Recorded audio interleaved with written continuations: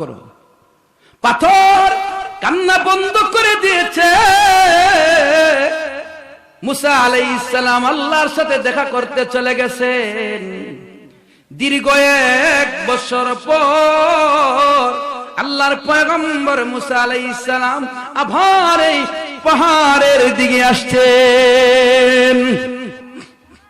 আয়েশা শুনে পাথরের কান্নার আওয়াজ শোনা যায়। এই কান্নার আওয়াজটাকে অনুসরণ করে সামনের দিকে আগাইছেন। আগায়া দেখে গত বছর যে পাথরটা কান্না করেছিল ওই পাথরটা এই বছর আগের চাইতেও আরো বেশি করে কান্না করতেছে। আল্লাহর ভয় আরো বেশি কান্দে। মুসা আলাইহিস সালাম জালিলুল কদর পয়গম্বর, উনার রাগ উঠে গেছে। উনি রাগ করে বলে, রে পাথর, গত বছর তোমাকে জানা গেলাম আল্লাহ পাক জাহান্নামের আগুন থেকে তোমাকে মুক্ত করে দিয়েছেন, এরপরেও তুমি কান্না বন্ধ করো নাই, কেন কান্দো?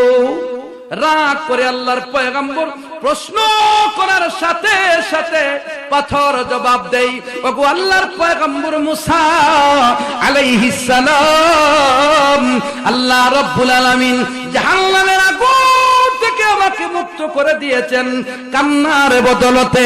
যেই কান্নার বদলতে জাহান্নাম থেকে মুক্তি পাইলাম, বুঝা গেল এই কান্নাটাই এমন একটা ইবাদত যে ইবাদত আমার আল্লাহর কাছে অনেক প্রিয়। আল্লাহর প্রিয় ইবাদত থেকে আমি পাথর আর বঞ্চিত থাকতে পারি না, এই জন্য আগের চাইতে আরো বেশি বেশি করে কান্না করি। रोना है अफलाक के साया तले, गर रोना है तू रोना है अफलाक के साया तले, ता क़यामत सूते रहूंगे खाक के साया तले, ता क़यामत सूते रहूंगे खाक के साया तले।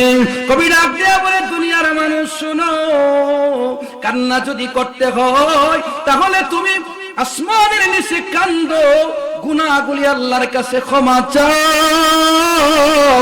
আর আমি যদি ঘুমাইতে হয় মৃত্যুর উপরে মাটির নিচে ঘুমাও।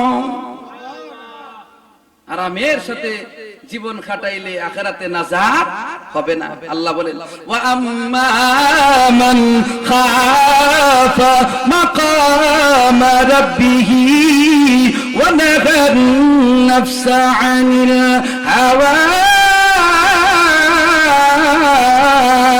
ফা ইন্নাল জান্নাতা হিয়াল মাওয়া।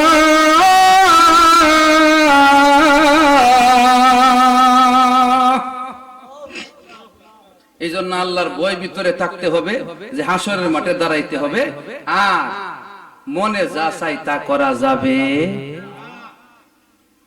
মনে যা চাই তা যদি করেন 5টা আযাবের সম্মুখীন হতে হবে। কয়টা?